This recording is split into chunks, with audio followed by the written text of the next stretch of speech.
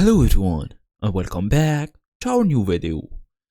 So you probably need to fix or update a digital file on Etsy. Maybe you spotted a typo or improve the design.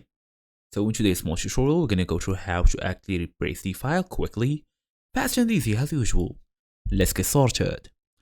So first and first, we're gonna go open our device, make sure we are fully connected to the internet. We're gonna go and look for Etsy.com. Tap on the link. All the way here, go all the way to shop manager so we can access the listing. So as I always tell you, make sure you are fully connected to the account you are always using. I mean the email address and password of your current shop.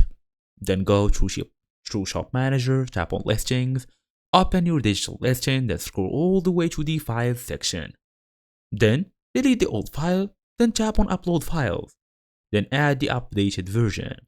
Then tap on save. As for an important note, new buyers will receive the updated file automatically. Also, previous buyers can still access the latest version through their purchases. As for like an additional small pro tip, always double check the file after uploading to avoid any repeated edits. So we all wanna basically just do one time update. All we're gonna do, tap on shop manager, make sure we are fully connected to our account, go delete the old file and update or basically just upload a new other file.